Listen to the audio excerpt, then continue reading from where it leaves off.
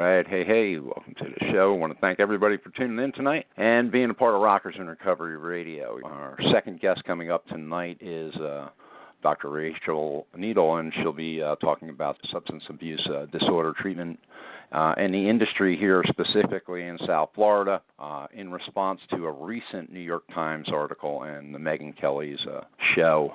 Megyn Kelly's show, I think it was called Florida Shuffle, and then the New York Times wrote, Haven for recovering addicts now profits from relapses. I believe, in my own opinion, I've been in South Florida and the Florida area for many, many years, and came down here in the early 90s and came through treatment. And by the grace of God, I've had a lot of people that have supported me personally in my own personal recovery in the South Florida community, including treatment center owners and treatment center people that went out of their way while I was struggling and going through the things that I was going through before I got clean.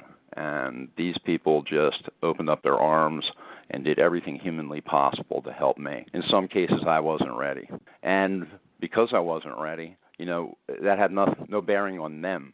That had a bearing on me. I had to get to a point where I was ready and committed to doing something with my recovery. If I'm not ready and not committed, then I'm going to get the same things that I always got in the past, and that's no results. So I can't blame that on anybody but me. And part of the problem that I foresee is that, you can't tag a whole community or a whole state and say that people aren't doing what they need to do to help others, because I believe they are. Do I believe that there's some people that are very corrupt and doing what they need to do to just, line their pockets? Yes, I do. There's always bad apples in every bunch. I don't care who you're dealing with. But here I need to be able to express that for myself. I have had major, major help from the South Florida community. And to all of those organizations that help me, places like St. Luke's, places like G&G, Holistic Addiction Treatment Program, Transitions, these are all people that were back in the day, and there's a lot of them today that do great work. I want to right now go to the phones, and we're going to talk to Dana Michelle. And Dana Michelle is a local South Florida outreach coordinator, and she helps individuals who struggle with substance abuse. Dana, she's going to be talking to us tonight about her personal recovery, but also her passion for helping others. Her recovery journey started July of 2011, so she's in her celebration month. Let's bring Dana on and talk to her about it. Dana, how you doing tonight? I'm good. How are you? Great. Hey, listen, thanks for being on the show. Thanks for being a part of Rockers in Recovery Radio. Give us a little bit of background on how your recovery journey started back in July of 2011. Well, it's funny because you're talking about South Florida and South Florida treatment. I'm a local. I was born and raised in South Florida, and I also got clean in South Florida, and I went to treatment. And it was actually my first spiritual awakening that I had, which was on July 4th of 2011. And I was sitting there, and I was sick and tired of my old ways. I was broken, beaten, lost. I was just emotionally numb, and I was sitting there in the grass looking at the fireworks, and I was like, you know what? Fireworks represents independence, and here I am so codependent on something so mood and mind altering. I want to get my independence. And so I went to treatment, and treatment was one of the best things for me because I was that type of addict that I needed that bubble, and I needed to learn about what my triggers were. I needed to learn about the people, places, and things that I needed to change my playmates and my playgrounds and learn some of my core issues and where it really stems from. And it wasn't until I got honest with myself and I went into treatment that I was able to see that.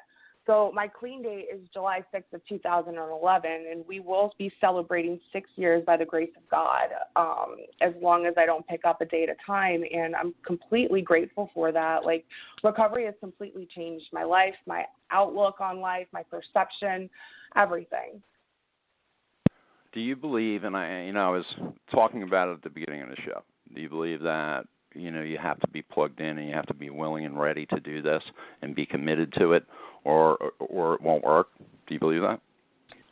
I believe that everybody has a different circumstance. I know for me that I had to be completely done. I knew that at the end of the road, which it was the end of my road, that I couldn't continue living the lifestyle that I was living. I wasn't forced. I was the type of addict that, like, I was in trouble, and I was in the court system for a year and a half, and they tried to lock me up. They tried to court order me to treatment, and because I'm a rebellious type of individual, that if you force something on me, I'm not going to want to do it.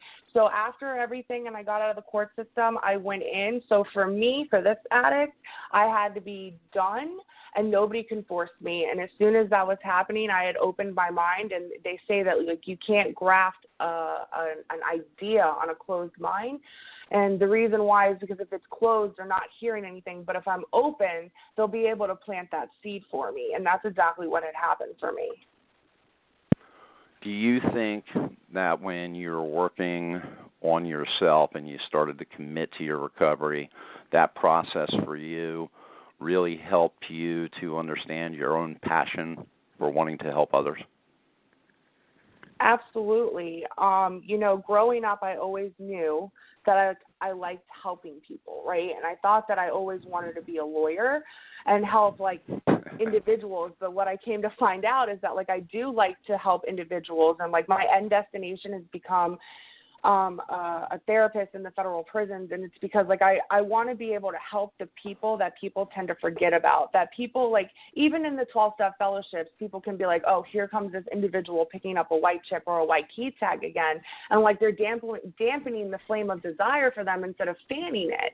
And I want to be that individual to, like, help fan that flame and help boost them to want to do better for themselves. And, like, I only know that because, like, it was done for me, and that's where it really stems from. Like, I remember when I was first trying to get clean in 2009, like, people would sit there and talk bad about me and, like, what I looked like. And, like, there was that one person who believed in me, and it took me 2 years to get it, but I finally got it. So my passion is to help the individual, even the most difficult individual, to be able to help them understand that, like, there is a new way of life. You just have to be willing to do it. Like, I can guide you, but you have to do the footwork yourself. I think it's pretty scary at times because you just mentioned something. You're out, and I love your answer. But one of the things that's amazing is that I think we talk about the stigma on the outside, and people in the community and the stigma of addiction. There's stigma right in our own communities, the recovery communities. You were just talking about it. Somebody that's struggling. Not everybody, but there are people that will stigmatize that person, that will say things and bring that person to a place of not even wanting to go back to deal with their issues because of, how they're feeling about, being lambasted or whatever else the emotional process is in with some of the people and what they do in the recovery community. Would you agree with that? Yeah, I agree. I see people, like, when people go to meetings, and, like, I kind of sit, like, back and, like, observe, and, like, I see people that are just so into their cliques and, like, not going up to the newcomer and welcoming them and, like, saying, like, here's my number, this or that. Like, like, it's funny because someone had reached out to me through Facebook. They're like, I need an assignment. I'm like, you need to talk to your sponsor. And they're like, my sponsor told me to get my assignment from you. And I said, okay, great. I was like, here's the assignment. I was like, for every white key tag that picks up, because the individual was a male, I said, go up to them, get their phone number, and reach out to them for 30 days. Because sometimes it's hard for an individual to feel welcome, especially when they sit back and they watch everybody within their cliques and they don't feel welcome. Like, we want to be able to welcome the newcomer and the individual as a whole to be able to make it easier for a transition for them to be accepted. Because for me, for this addict, all I ever wanted to be was accepted, because I never accepted myself, and only through the process of recovery have I been able to learn to accept myself. But if it wasn't for the people that loved me until I could love myself, I probably wouldn't be here. Dana is a huge heart, and she gives back, and, of course, she is an outreach coordinator for a local treatment program in South Florida, and she is willing to take phone calls from people at 954-588-3696. Please feel free to give her a call. In closing, Dana, you are now into the process of getting people into treatment and helping people. How does that process work, and what do you do? I mean, how does it work for somebody to go through that process? Paint a picture for them. Well, honestly, the individual, it's either like a loved one that's reaching out or the actual individual themselves. And, like, when they reach out and they say that they're struggling, like, I kind of just hold up a mirror for them as a reflection so they can see the unmanageability in their own life. And once they see it and they realize that, like, listen, like, I need help or I'm going to die, like, then we start that process. For instance, I had an individual reach out to me, and she was a personal friend from 12-Step Fellowship, and, like, she's struggling right now. She's fighting the disease of addiction as we speak. And, like, every other day she'll be like, I want to go to treatment. I don't want to go to treatment. I want to go to treatment. I don't want to go to treatment. And, like, I'm just talking to her, and finally she's like, you know what? I want to go to treatment. So we started the whole process. Each individual is different. Some people will just be like, listen, like, I'm ready to go. Let's go. And, like, they're right, they go right through the process. They get on the phone with admissions. Admissions talks to them. They walk them through the process. Like, the whole thing of my end, admissions end, and getting to the door of treatment is just to make sure that the client is as comfortable as possible while understanding that they have a disease of addiction that they need to be able to treat. And as me, I went to school to become a recovery coach support specialist. I'm there to be their mirror. I'm there to help them understand and point out and have them get to those aha moments on their own. Because for me, I wouldn't do anything to anybody that I wouldn't want done to me. So for me, I have them to help them realize it. Because if you told me, I would tell you, like, listen, bro, like, I don't see what you're talking about. Dana can be reached again at 954-588-3696. Is that correct? 3696. Yes. And, you know, one of the things that we're going to close with real quick is that there's a lot of people struggling right now with the epidemic across this country. And if you had to say something to a loved one dealing with a family member, what would you say? Honestly, there's a lot of loved ones that have, like, a family member that are struggling, and my personal experiences is that my grandparents were ashamed of who I was, and they didn't want to talk about it publicly. But until they were able to reach out to someone, because someone that had helped save my life, who was also in a 12-Step Fellowship, until she spoke up and until she reached out her hand and learned about addiction, the process of me getting help didn't start. So if there's someone out there struggling or has a loved one struggling, like, speak up. Like, it doesn't matter how much you think they're going to get mad at you. It doesn't matter, like, what you think, like, it's going to help save their life. Like, my grandmother sent me to jail and kept me in jail. And as much as I was mad at her, like, she helped save my life. And, like, I love her for that because, like, a lot of codependency issues are there with me and my grandmother. So if, like, I got mad at her, but in reality, she was having my best interest. And, like, there's, like, a quote that they said that, like, how do you know if you're enabling? Like, says if the addict is happy with your behavior, you're probably enabling. If the addict isn't happy with your behavior, it means that you're doing the right thing. And that's exactly what had happened. You know, when I was in treatment, my therapist had painted a picture for my grandmother because she was my biggest enabler. And what they did, because they had offered a family program, he drew a picture and he drew a tombstone. And in the tombstone, it said, "Rest in peace, Dana. Her grandmother loved her to death." And ever since then, our relationship started to change. So all I can say is don't stay quiet and please stick your hand out, because if you stick your hand out, someone will grab your hand and pull you up and help you to the best of the ability that you allow them to help you. Great stuff. Dana, thanks for being with us tonight. 954-588-3696. You can catch Dana just by giving her a call and asking her any questions. You can also, what's your email that they can reach out to you at, Dana? It's Dana, D. Gonzalez, D as in Dana, Gonzalez, Gonzalez, at Amethyst, AMETHYST, recovery, RECOVERY.org. Great stuff. Thanks for being on the show. We look forward to having you back in the future for sure. All right. Thank you. Have a great night. YouTube. Right, guys.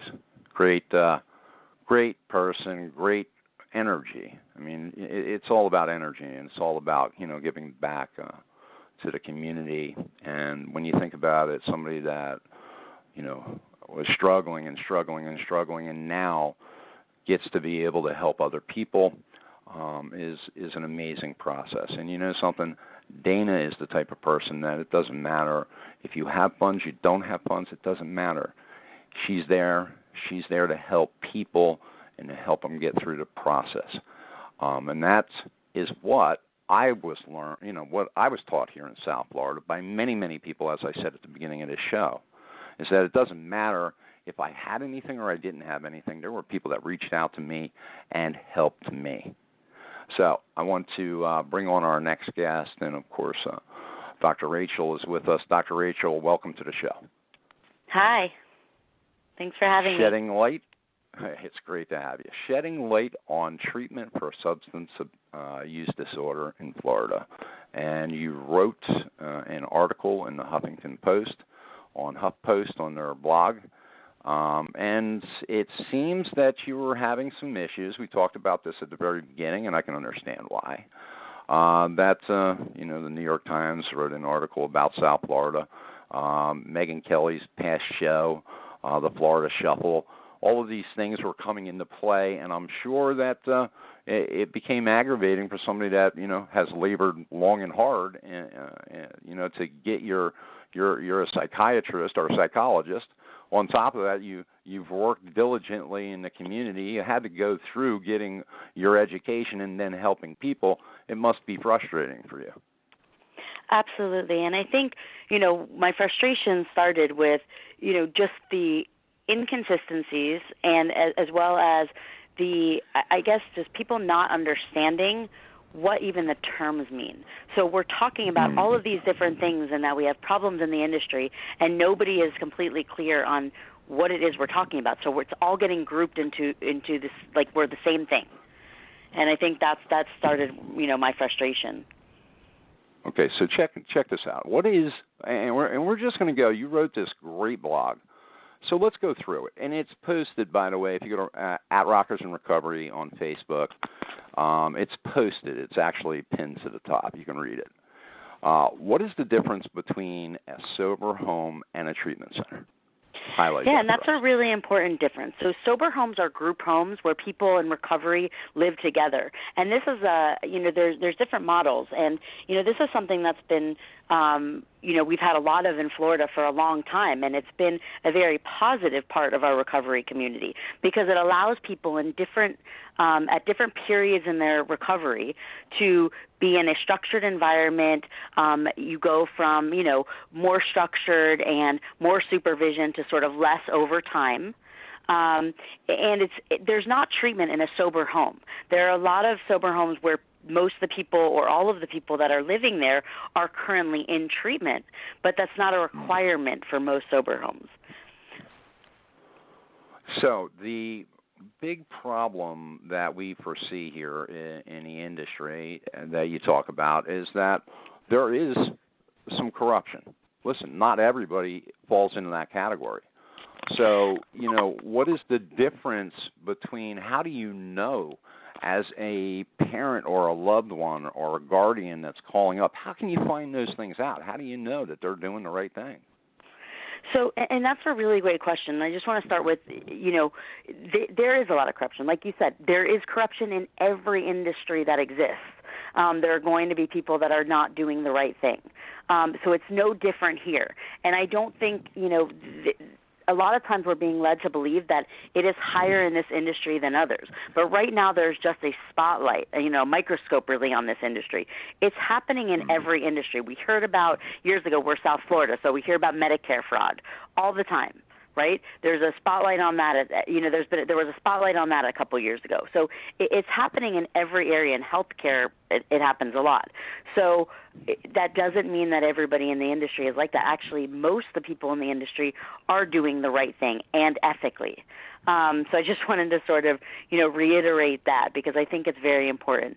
For loved ones, I think there's a lot of things. First of all, be as involved as possible. Ask questions to get to know where you're sending your child. So, again, treatment centers are places where people who are struggling with substance use disorder will go to actually get treatment. So we'll start with that. If you're trying to figure out what is the best place to send your child or your loved one, friend, ask questions like, who is your clinical director? What is the philosophy of your program?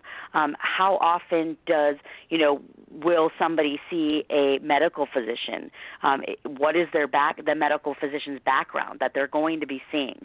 I think it's a great idea for, to make sure that there's an actual, a lot of times substance use disorder, which obviously is in the Diagnostic and Statistical Manual mental disorder, so it's considered a mental illness, overlaps with other mental illnesses. So you want to make sure that the person that you're sending is going to have access to a psychiatrist or somebody who specializes not just in addiction medicine, but in mental health as well, to be able to really tease out what's going on there. A lot of times we confuse, which one came first. And we can't really treat one without treating the other. Try to find out who are the other staff. What is somebody's day typically like? Go down, visit the place, meet the people that are going to be working with your friend or loved one. Those are a couple good things to start with. I think that part of the issue is that in my case, and I'm just going to talk from my own personal experience, and Sure. I talked about it at the top of the hour. One of the things that happened for me was that I came here 25 years ago to go to treatment. Now, because in my opinion, I wasn't ready, I went back out, and I went back out for Right. several years. Yeah. So one of the things that I look at sometimes in frustration is I see a lot of people blaming people, and if the addict sometimes isn't ready, they're not ready. And unfortunately, death happens. That's, with the addiction, death happens. So it's not always going to fall on the clinician in the recovery place. Absolutely. Now, do I believe that some are responsible? Yeah, some of the things that just took place, with Chapman and the rest of those guys, it was nuts. That was insane. Sure. But not everybody is like that. Not everybody's like that, and not everybody's going to be that way. So I believe that you have to understand that if you're sending your child somewhere, you're sending someone or a loved one somewhere, you need to understand that they have to be just as committed too. Yeah, and I think those are important points because, I talk about ambivalence a lot. Ambivalence is almost always part of substance use disorder, whether it's that they're not ready at all, like you said, you weren't ready, or that it comes up when they are ready, right? We all are going to be ambivalent at some point in our recovery. And, in terms of taking responsibility, I'm not one to talk about blame. I talk about responsibility. And I think as a society, we need to take responsibility for what's going on. And, I don't want to kind of hijack the the time with that because I could go on and on about that, and I'm going to write something about that very soon. But, I think that's really important. And the other thing is, when you put so many people, right, who are seeking treatment, so they already, they have a substance use disorder, in one place, it's not surprising that we're going to see an increase in overdose and deaths. I mean, if you put everybody who has cancer at one hospital to get treatment and they all live in this, 1 mile radius, it's not going to be surprising that you're going to see deaths, right? That is part of what happens in this arena, unfortunately. And the deaths aren't necessarily all being caused because of the substance use disorder. They're being caused because we have synthetic drugs on the street that are, 100,000 times more potent than what they're used to taking. It's being caused because we have people that, aren't using for a long time, whose tolerance is changing, going out and starting to use again and not realizing that they don't need as much as they used to take. And there's a number of reasons, but it's not all because of the community. It's not even all because of the community. Yet we like to, have a place to put blame because we need that. I mean, we don't like to take responsibility as a society. I love your commitment to this. And your article, again, is up at Rockers in Recovery on Facebook. It's at Rockers in Recovery on Facebook. Check it out. You can go right to the top. It's pinned to the top of our page there. And you can read it. And I think that, the levels of care in the treatment center is important. You went over that. I think that, understanding some of the realities of the industry, responses to recent media stories, you highlighted that. And one of the things that I want to get into with that, too, is that, when you have the media coming out and they're saying, hey, listen, everything's bad there, because, that's basically what they said, in my opinion. What it does is it ruins the opportunity for somebody that might save their life. And in the end, as far as the media is concerned, what would you say to the media as a whole? I'd say be more responsible in your reporting, and I did say that when I spoke to several of the producers. It's unfortunate that we're painting that picture because we have a real opportunity here to help people. We used to be known in a very positive light for our recovery community, for our treatment centers, and because of a few, I'll say a few bad apples, that is being flipped to a very negative portrayal of an industry that does a lot of really good work in South Florida. So I'd say, be responsible, do your due diligence, and have an equally balanced story on the other side of what's really going on. We know that's not going to happen necessarily. I think that, that doesn't sell, unfortunately. And it comes down to, if you look at the big picture, the media will tell everybody that there's so many overdoses happening here, which they are. There is no doubt that it's off the chain, but it's off the chain everywhere. Absolutely. You're looking at Ohio, West Virginia, New Mexico, New Hampshire, Utah. These are all states that the overdose rates are higher than what they are here in South Florida or in the state of Florida. So I think that you're absolutely right. There just happens to be this microscope, and I think some really bad press came off of the people that were not doing the right thing. And listen, he deserves every 27 years he's got, plus more. Absolutely. Absolutely. And the other thing is we're oftentimes talking about the overdoses in South Florida and sober homes interchangeably as well. And what we're forgetting is, besides these other states where overdoses are happening and there aren't all these quote-unquote sober homes, right, is that not all the overdoses that we're seeing are people that have been in treatment or are living in sober homes. People are overdosing, period. Unbelievable stuff. Where can they find you? How can they find you? Give our listeners some information on you. Yeah, so as you mentioned, I'm Dr. Rachel Needle. I'm a clinical psychologist right here in West Palm Beach, Florida, actually. I'm not sure where you're located. I can be reached at 561-721-6400 and or at Dr. Rachel Needle, DrRachelNeedle @gmail.com. I'm also I consult for a number of centers around here, helping people to strengthen their clinical programs and do that in an ethical way. I'm the clinical director at Seacrest Recovery Center in Boynton Beach, Florida, and the director of health information and substance abuse expert for Freedom from Addiction, and a clinical consultant right now at Palm Beach Recovery Group in Lake Worth. So I'm around, and please do feel free to go to my Facebook page, follow me on Twitter, and send me an email if I can do anything at all or if you have any questions. Dr. Rachel. Thank you so much for having me. It's been a pleasure. I look forward to having you back and, talking more about this. I think it definitely, as we say, shedding a light on treatment for substance use disorder in Florida, and it needs to be known that the right thing is being done. And, we get to work with lots of people and help lots of people, and that's what the bottom line is helping people. Absolutely. So, well, thank you for you. having me and for all the good work that you do and getting this information out there. You bet. Thanks again. We'll talk soon. Okay. Bye. Guys, thanks for tuning in. You got Rockers in Recovery. You know, if you don't know what Rockers in Recovery is, we are a media company. We're dedicated to carrying the message of addiction recovery education. We do it through music, news, events, festivals taking place within and not limited to the clean and sober community.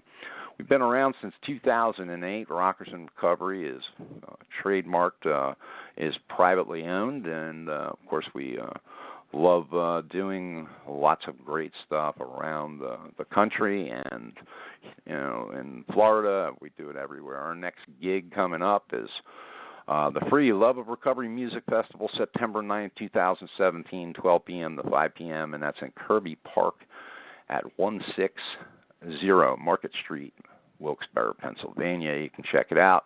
The sponsors for that event is Rockers in Recovery Cafes, Atlantic Biotech, Clearbrook Treatment Centers, the Shores Treatment and Recovery, Amethyst Recovery Center, New England Recovery and Wellness, Little Creek Lodge, Hope and Grace Recovery Center, and Sobriety Unplugged.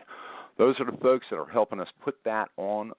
We are, of course, out of Florida. Rockers in Recovery, that's where we started out in 2008, but we are all over the country and do things like this, and it is a free event. We make it free to the community so that way you can come out, you can be educated, you can find out what's happening. And, of course, this event, we have three places that we're working with. Little Creek Lodge Foundation.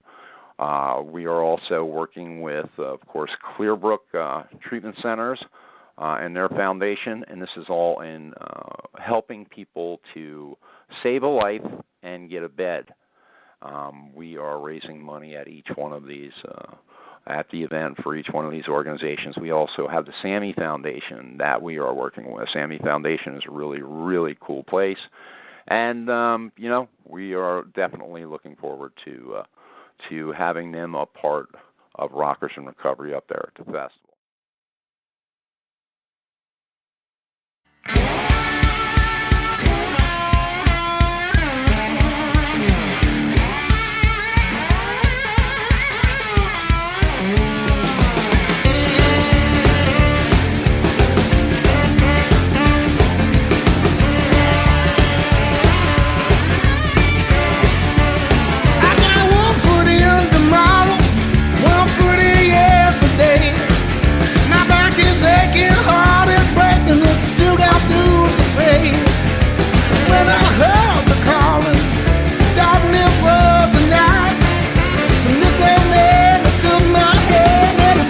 To the light, keep coming back.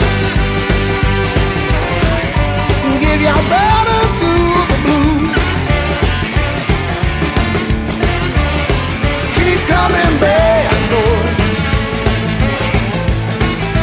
What you got to lose? Well, I walk the road of thunder. I walk the road of pain.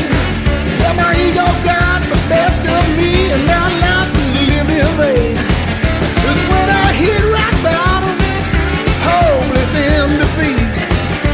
That old man, it took my hand and he pulled me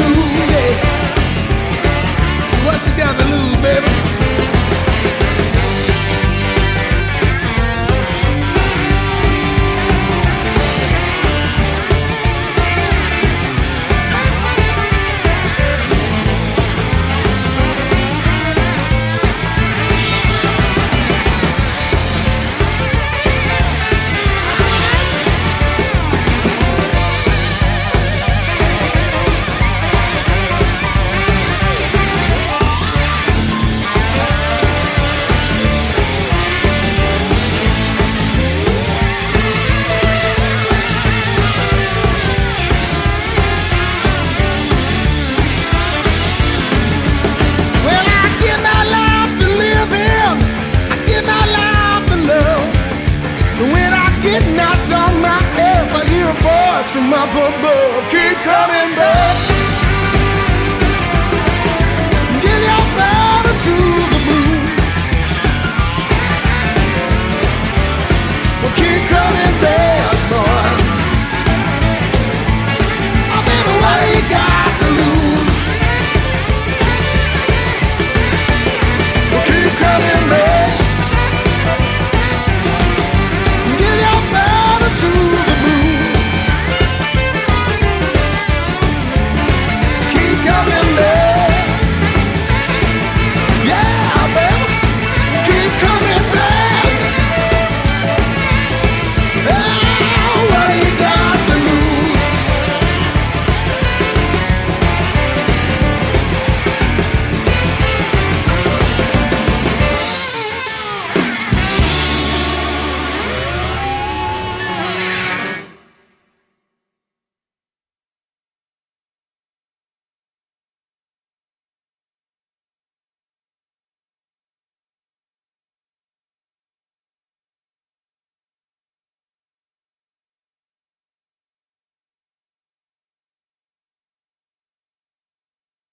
Judy was boring. Hello. Then Judy discovered ChumbaCasino.com. It's my little escape. Now Judy's the life of the party. Oh, baby, mama's bringing home the bacon. Whoa, take it easy, Judy. The Chumba life is for everybody. So go to ChumbaCasino.com and play over 100 casino-style games. Join today and play for free for your chance to redeem some serious prizes. ChumbaCasino.com. No purchase necessary. Void where prohibited by law. 18+ terms and conditions apply. See website for details.